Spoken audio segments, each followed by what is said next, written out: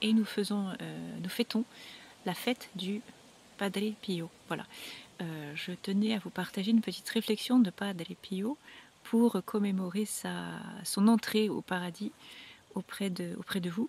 Tout d'abord, lorsque j'ai commencé l'oraison, ça a été pour moi très difficile de maintenir le rythme parce qu'il faut une régularité et puis quelque part il faut aussi avoir ce désir d'être avec Dieu et de laisser le divertissement de côté, de laisser toute autre forme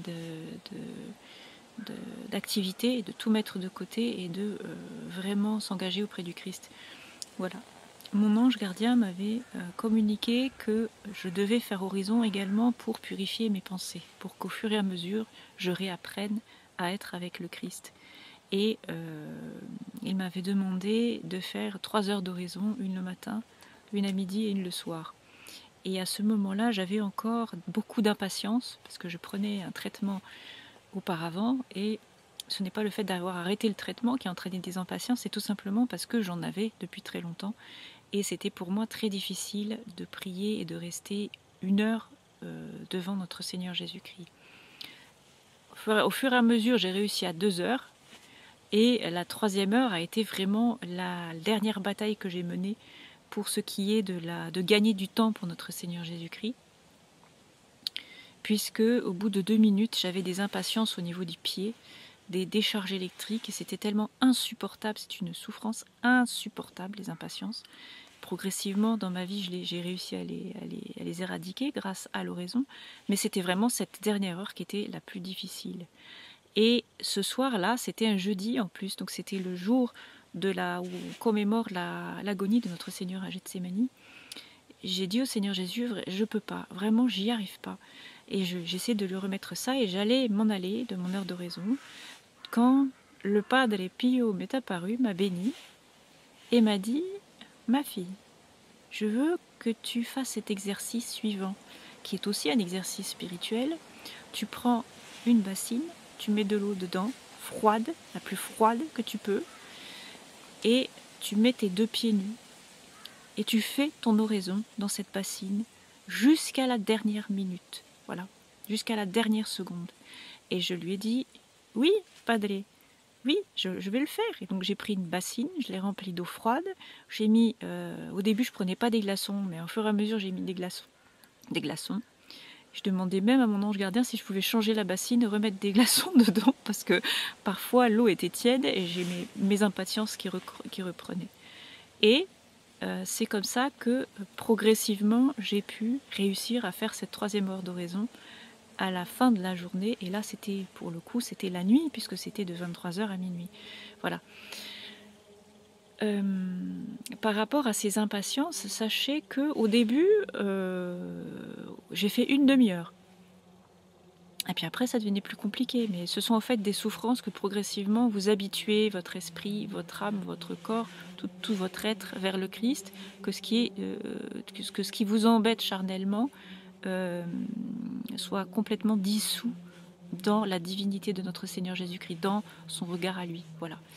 Ensuite, il y a une petite pensée que je voulais partager avec vous, je pense que je vais terminer dessus. C'est un ami du Padre Pio qui m'a rappelé justement dans une de ses oraisons, il n'y a pas si longtemps que ça, ce Padre-là, il est mort en 2016, je crois, et il s'appelait Gabriele.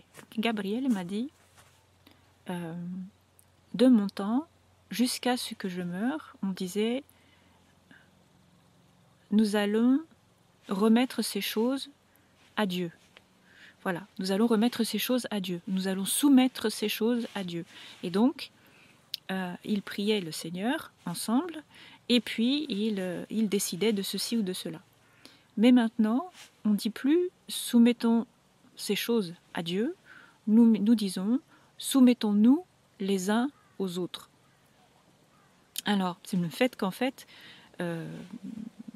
on n'arrive plus à porter nos regards vers le ciel pour confier une tâche au Seigneur. C'est pas parce qu'on se confie à quelqu'un qui est plus haut que nous que forcément on a remis ces choses au Seigneur. On peut nous-mêmes faire cette prière intérieurement de décider des choses qui sont justes ou qui ne sont pas justes. Voilà, ne pas être sur pilote automatique, tout simplement. Et donc, les grands rois de l'époque faisaient toujours ça. Les rois de l'Ancien Testament également, ceux qui étaient pieux en tout cas, juste avant de commencer une bataille, ou même avant d'envisager une guerre, de se poser un moment, de prier. Et les apôtres disaient même qu'il faut prier, jeûner plusieurs jours. Il y en a qui faisaient ça plusieurs jours d'affilée, jusqu'à ce que notre Seigneur nous parle dans notre fort intérieur, nous parle dans notre intimité, nous touche, et que nous ayons cet éclaircissement qui vient de lui. Il ne faut pas avoir peur de lui demander. Voilà.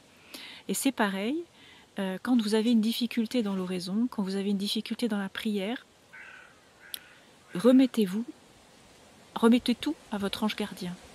Vous pouvez aussi prier Notre-Dame, parce qu'elle vous donnera des éclaircissements. C'est ce que je fais toujours, moi, quand j'ai par exemple une tâche qui vient en chevaucher une autre, et je ne sais pas si je dois abandonner celle-là et commencer celle-ci, je demande toujours à Notre-Dame. Et c'est toujours soit Notre-Dame, soit mon ange qui me répond. Mais toujours ayez cette habitude de demander. Parce que, en fait, vous n'êtes pas vous-même. Moi, je suis bloquée automatiquement parce que j'ai une sorte de fragilité qui fait que ça me bloque. Et donc, je suis obligée de demander à quelqu'un pour faire la chose. Et donc, je demande automatiquement à mon ange gardien. Et ce qui est très drôle, c'est que quelle que soit la guerre que vous allez mener ensuite, si vous faites un tout petit effort, ne serait-ce que 2 minutes devant le Saint-Sacrement, en plus que d'habitude, si vous n'avez pas du tout l'habitude de faire ces choses, et que vous avez des impatiences, un inconfort, ou quelque chose qui vous brutalise devant le Saint-Sacrement, progressivement, demandez à votre ange gardien de vous en gagner d'autres. Et faites ça régulièrement, vous allez voir que comme vous demandez, vous défendez quelque part ce désir que vous avez d'être devant Dieu, mais de ne pas y arriver physiquement, ni mentalement, ni spirituellement, ni intellectuellement. Voilà, il faut tout remettre toujours entre les mains de son ange gardien. Voilà, et il y a plusieurs choses qui sont très, très ponctuelles et très concrètes qui me sont arrivées comme ça, qu'en ayant demandé à mon ange gardien, j'ai les choses qui me sont venues de suite, où j'ai les éléments que j'ai trouvé tout de suite. Voilà. Il dirige votre pensée automatiquement vers une direction ou vers une autre, qui n'est pas celle que vous avez quand vous réfléchissez par vous-même, de votre propre raisonnement, en raisonnant, en utilisant, par exemple, vos fonctions et votre qualité naturelle. Voilà. Ce sont des choses qui sont extraordinaires et qui vous sont insufflées dans votre vie quotidienne pour non seulement gagner du temps, mais aussi être toujours entre les mains de Dieu. Voilà. Que le Seigneur vous bénisse et qu'il vous protège, lui qui est Père, Fils et Saint-Esprit. Amen.